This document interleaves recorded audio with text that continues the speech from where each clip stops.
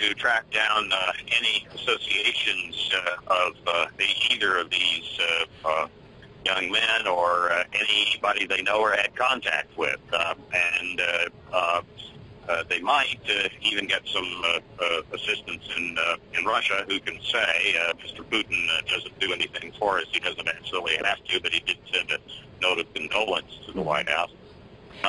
But that would probably be the major place one might find some associations. And I think probably the objective would be to see whether or not there are any contacts abroad that were fostering or urging these kinds of attacks. You know, one of the big questions, of course, right now is whether or not there was an international group behind these two individuals or whether they were lone players. Do you have any gut instinct on that? Yes, my gut instinct is that it doesn't matter a great deal, because even if they are lone players in terms of physical contact with other jihadis overseas, they may well have gotten a great deal of material from the web, from special television stations that broadcast Qatari imams lecturing on how important it is to kill Westerners and the like.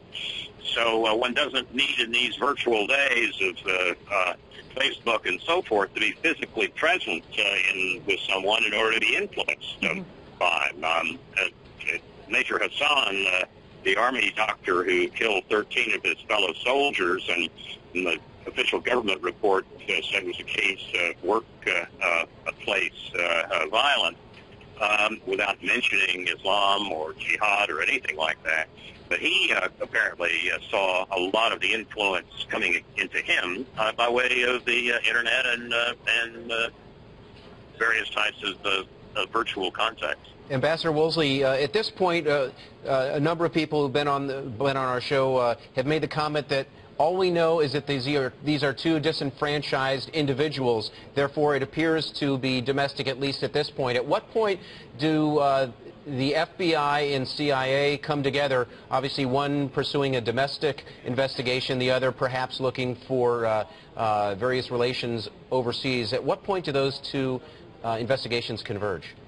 Well, they ought to converge already, because if my hypothetical is correct, and there might have been a good deal of influence on these young men from abroad, but perhaps through websites and preachers on special television channels and the rest, then we may want as a country to take some sort of action. For example, Qatar works with us on some things, but the country fosters a great deal of hatred against the West. We may have some leverage with Qatar that we should use to see if we can't turn some of these vitriolic outpourings from them off. So and also it looks as if the last I saw that the suspect who's still on the loose had signed on to a Facebook or another social media page that exalted Al-Qaeda. Now, it doesn't really matter if nobody from Al-Qaeda flew over here and coached him on how to put together the explosive device. One can do a lot without physically being present. Right, I guess your point being that if he's sympathetic to Al-Qaeda, then that in and of itself is a problem. Let me ask you about the date that he became a naturalized citizen. It was a year ago, September 11th, 2012. Do you read significance into that? Not really, because I think the dates of citizenship and the ceremonies and so forth are not something that an individual has any guide over. I think the more important thing is that they attacked a symbol of the United States, the holiday that honors Lexington and Concord. It's on the 15th this year because that was a Monday. We move holidays around to get Mondays these days.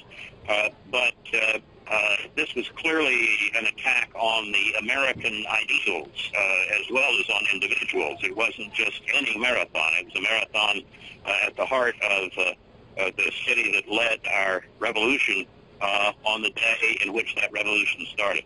The imagery strikes all of us. It's so poignant. Ambassador, you were, of course, the director of the CIA, and we're all fascinated to try to understand what might be happening. Can you take us inside Langley, Virginia, and paint a picture of what's happening inside those walls, trying to put all these pieces together and perhaps connect other dots abroad?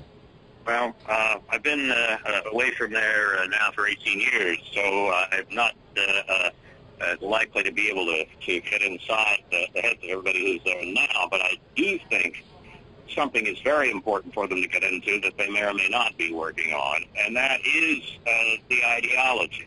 This is clearly a jihadi attack by an Islamist. We know enough now to, I think, be able to make that a reasonable conclusion.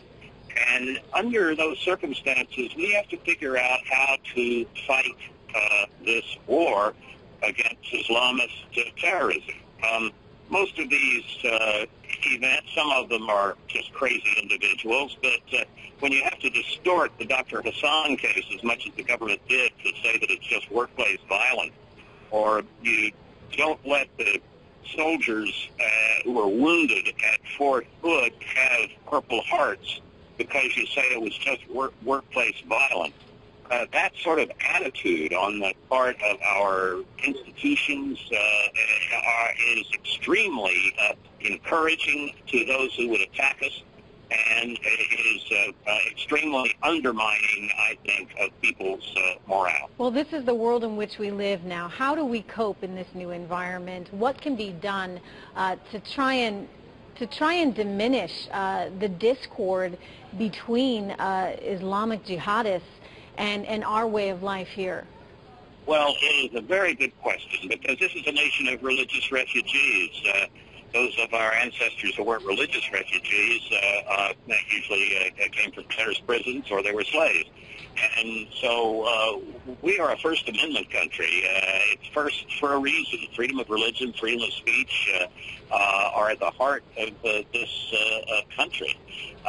And we have to fight this war in such a way that we distinguish between those who want to completely undermine our society and our way of life, whether they do that with fake financial instruments or with violence. But to distinguish between them and Muslims such as the late Abdul Rahman Wahid, the former president of Indonesia, who was a marvelous spokesman for religious liberty and a brave one. There certainly are traditions like that inside Islam, and those are the people we need to work with.